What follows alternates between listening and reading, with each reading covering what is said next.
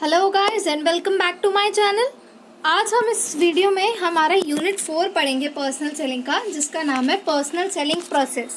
तो कुछ भी शुरू करने से पहले हमें सबसे पहले पता होना चाहिए कि पर्सनल सेलिंग के प्रोसेस में क्या क्या स्टेजेस होती हैं। तो जो इसमें स्टेजेस होती हैं वो prospecting, pre approach, approach, presentation, demonstration, handling objections, closing the sales and follow up. तो हम एक एक करके ये सारी स्टेजेस के बारे में पढ़ेंगे। तो सबसे पहली चीज़ आती है हमारी प्रोस्पेक्टिंग एंड क्वालिफाइंग। इस स्टेज में हमें सबसे पहली चीज़ जो पता होनी चाहिए वो ये चीज़ है कि प्रोस्पेक्ट होता कौन है। सो प्रोस्पेक्ट इज़ अ कस्टमर जिसकी कोई अनसेटिस्फाइड नीड होती है, उसके पास प्रोडक्ट खरीदने के लिए पैसे होते हैं और इच्छा होती है कि उसको ये प्रोडक्ट चाहिए। ठीक है, तो और अब आते हैं प्रोस्पेक्टिंग क्या होता है। प्रोस्पेक्टिंग इज़ अ प्रोसेस जिसमें हम कुछ ऐसे ही पोटेंशियल कस्टमर्स की हंट करते हैं, उन्हें ढूंढते हैं जिनकी नीड है प्रोडक्ट की, मनी है, अथॉरिटी है और they are willing to spend their money to buy the product. ठीक है, अब क्या है कि इसमें हम कुछ पर्सन्स हैं जिनकी सिर्फ नीड है, हम उन नीड्स को बायर्स में कन्वर्ट कर सकते हैं। अब हमें इसमें प्रोस्पेक्टिंग में 3 इम्पॉर्टेंट चीज़ें होती हैं जो हमें पता होनी चाहिए। ठीक है, तो जिसमें से सबसे पहली चीज़ है कि हमें प्रोस्पेक्टिंग क्यों करनी है, why we have to conduct prospecting. तो सिंपल सी चीज़ है, देखो कोई सेल्समैन को जब तक किसी बायर के बारे में पता नहीं होगा कि कोई पर्टिकुलर पर्सन है, कोई प्रोडक्ट खरीदना है, नीड है या वो बाय करना चाहता है, तब तक हम अपना प्रोडक्ट उसे नहीं सेल कर सकते। दूसरी चीज़, लास्ट फ्यू डिकेड्स में क्या हुआ है, population, purchasing power, channels of distribution, इन चीज़ों में बहुत चेंजेस आए हैं क्योंकि ये सारी चीज़ें डायनामिक होती हैं। तो हमें चेंजिंग मार्केट सिनेरियो में खुद को मार्केट शेयर कैप्चर करने के लिए या उस मार्केट में ढालने के लिए डायनेमिक नेचर इन्वायरमेंट में हमें रेगुलरली प्रोस्पेक्टिंग करनी चाहिए। प्रोस्पेक्टिंग कॉन्क्रीट सेल्स बनाने में हमारी हेल्प करता है। उसके बाद प्रोस्पेक्टिंग से हमें पता लगता है कि किस कस्टमर पे हमारा फेवरेबल इंप्रेशन पड़ रहा है, किस कस्टमर पे हमारा फेवरेबल इंप्रेशन नहीं पड़ रहा है। ठीक है, उसके बाद रिपीट सेल्स नहीं पॉसिबल हो सकती जब तक हम प्रोस्पेक्टिंग नहीं करेंगे। अब who is a good prospect, एक अच्छा प्रोस्पेक्ट कौन होता है? तो कोई भी बंदा, पहली चीज़ जिसकी नीड है कि उसको ये प्रोडक्ट परचेज करना है।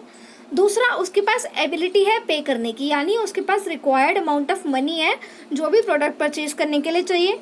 तीसरी, उसके पास अथॉरिटी है टू बाय, यानी ये नहीं है कि उसको डिसीजन लेने के लिए किसी की परमिशन लेनी पड़ेगी, उसी की अटमोस्ट अथॉरिटी है प्रोडक्ट खरीदने के लिए। And he must be approachable. अब वो किसी ऐसी जगह रह रहा हो जहाँ पर सेल्स पर्सन पहुँच ही नहीं सकता, तो हम तो उसे प्रोडक्ट बेच ही नहीं सकते। So he must be approachable. और last, he must be eligible to buy, यानी कुछ प्रोडक्ट ऐसे होते हैं जो कोई माइनर नहीं खरीद सकता या 18 से बिलो, 20 से बिलो लोग नहीं खरीद सकते, तो वो एलिजिबल होना चाहिए। और कुछ प्रोडक्ट जिनके लिए लाइसेंस चाहिए होते हैं, लाइक अल्कोहल वगैरह, तो उनके पास लाइसेंस होना चाहिए उन चीज़ों के लिए। अब है how to search for prospects. अब अगर हमें प्रोस्पेक्ट ढूंढना है तो हम कैसे सर्च करेंगे? तो इसके बहुत सारे वेराइटी ऑफ मेथड्स होते हैं, जिसमें से पहला मेथड है रेफरेंस फ्रॉम कस्टमर। अब कोई सेटिस्फाइड कस्टमर है, कोई कंज्यूमर है जो हमसे हमारे प्रोडक्ट खरीदता है, हम उससे उसके फ्रेंड्स, फैमिली मेम्बर्स या रिलेटिव्स की नेम, एड्रेस और कॉन्टैक्ट नंबर ले सकते हैं। दूसरा है personal observation method. Personal observation method में क्या करता है, सेल्स पर्सन खुद ऑब्जर्व करता है और जगह जगह इंफॉर्मेशन कलेक्ट करने की कोशिश करता है जो उसे प्रोस्पेक्ट की तरफ लीड कर सके। वो लोगों से इंटरैक्ट करता है, सोशल फंक्शंस अटेंड कर सकता है, ट्रैवलिंग कर सकता है, जिससे उसे लोगों के बारे में पता लगे। अब है कोल्ड कॉलिंग। कोल्ड कॉलिंग क्या होता है? कोल्ड कॉलिंग में ऐसे लोग होते हैं, मतलब ये कॉल्स किसी रेफरेंस पे बेस्ड नहीं होती हैं, हम कहीं से भी नंबर्स कलेक्ट करके, अज्यूम करके लोगों के नंबर्स लेके उन्हें कॉल कर लेते हैं। जैसे कोई है कंप्यूटर ऑफिस में काम करता है, तो हम अज्यूम करते हैं कि हर बंदा जो ऑफिस में काम करता है उसको एक कंप्यूटर की ज़रूरत होगी, तो हम उन लोगों के नाम की लिस्ट, कॉन्टैक्ट नंबर्स प्रिपेयर करके उन्हें डायरेक्ट कॉल करना शुरू कर देते हैं। ठीक है, बट ये प्रोसेस बहुत टाइम कंज्यूमिंग होता है क्योंकि एक एक करके हमें सबको कॉल करना पड़ता है या उनके नेम एंड एड्रेस पे विजिट करना पड़ता है। So that is why. अब है एंडलेस चेन मेथड।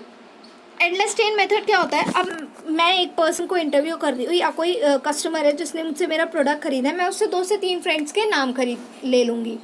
आगे कोई खरीदेगा, फिर मैं उससे उसके 2-3 फ्रेंड्स के नाम ले लूँगी। तो ये एंडलेस प्रोसीजर है, हम आगे आगे जाकर लोगों के नाम लेते रहते हैं। बट ये चीज़ तभी पॉसिबल होगी जब जो पहला प्रॉस्पेक्ट जिसने हमारा प्रोडक्ट खरीदा है वो हमारे प्रोडक्ट से सेटिस्फाइड हो।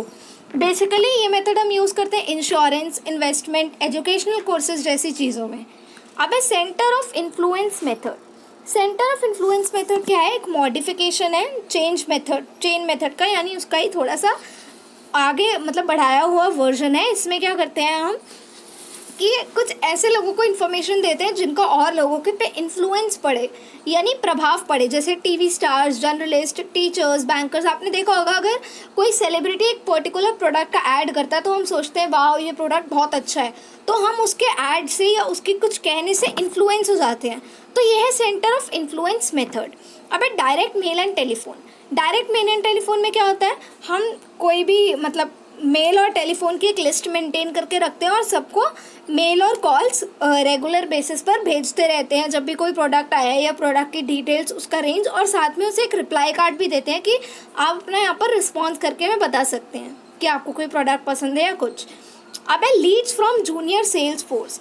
जूनियर सेल्स फोर्स क्या होता है? इनको स्पॉटर्स भी कहा जाता है। सबसे पहली चीज़ इसमें ये हर ऑर्गेनाइजेशन एम्प्लॉय करके रखती है जिससे वो इंक्वायर कर सके कंज्यूमर्स से कि आप कौन से प्रोडक्ट यूज़ करते हैं, और अगर आप हमारा प्रोडक्ट लेना चाहते हैं या इंटरेस्टेड है तो उनके थ्रू हम एक अपॉइंटमेंट फ़िक्स कर लेते हैं। उन्हें फीचर्स के ज़रिए अपॉइंटमेंट फ़िक्स करने की कोशिश करते हैं। ठीक है, कई लोग क्या करते हैं बर्ड डॉग्स भी अपॉइंट कर लेते हैं जो क्लू दे देते हैं लोगों को कि ये एक ऐसा प्रोस्पेक्ट है, इसको इस पर्टिकुलर प्रोडक्ट की नीड है। बेसिकली हम water purifiers, microwave oven, kitchenware और अदर हाउस होल्ड अप्लाइंसेस में ये मेथड यूज़ करते हैं। अब है प्रेजेंट कस्टमर्स। प्रेजेंट कस्टमर सबसे अच्छा हमारे पास वो है कि हम अपनी सेल्स को रिटेन कर उनकी मदद से रख सकते हैं। कैसे? जैसे किसी ने हमसे टीवी खरीदा है तो वो रेफ्रिजरेटर भी खरीद ले, हम ये कोशिश करते हैं। तो एग्जिस्टिंग कस्टमर्स को नए नए प्रोडक्ट्स बेचने की कोशिश करते हैं, और जब भी हमारी ऑर्गेनाइजेशन कोई नया प्रोडक्ट लॉन्च करती है हम कस्टमर्स को इन्फॉर्म कर देते हैं। अब है फॉर्मर कस्टमर्स। फॉर्मर कस्टमर्स होते हैं कि कुछ इनएक्टिव कस्टमर्स होते हैं हमारे कंपनी के रिकॉर्ड्स में जो सालों से हैं पर कुछ परचेज नहीं किया, तो उनके नाम हटा देते हैं और बचे हुए लोगों को प्रॉस्पेक्ट समझकर उन्हें प्रोडक्ट सेल करने की कोशिश करते हैं। अब है पर्सनल कॉन्टैक्ट्स। पर्सनल कॉन्टैक्ट क्या होता है? हर सेल्स पर्सन के कुछ अपने पर्सनल कॉन्टैक्ट्स होते होंगे किसी ऑर्गेनाइजेशन में या कोई ऐसे जिनसे हमें यूज़फुल नीड्स मिल सके। जैसे किसी का कोई दोस्त है रियल एस्टेट में मतलब काम करता है, तो हमें किसी बारे में पता लगा कि उसने हमें बताया कि कोई घर बिका है, तो हमने उससे नॉर्मली प्राइस पूछ लिया जिससे अंदाज़ा लग जाता है कि हम वो पर्टिकुलर हाउस खरीदने में इंटरेस्टेड हैं। अब है डायरेक्टरीज। बहुत सारी डायरेक्टरीज होती हैं जैसे टेलीफोन डायरेक्टरी, ट्रेड डायरेक्टरी, जिसमें बहुत सारे कॉन्टैक्ट्स होते हैं जिससे हम रीच कर सकते हैं लोगों को। अब होता है मेलिंग लिस्ट।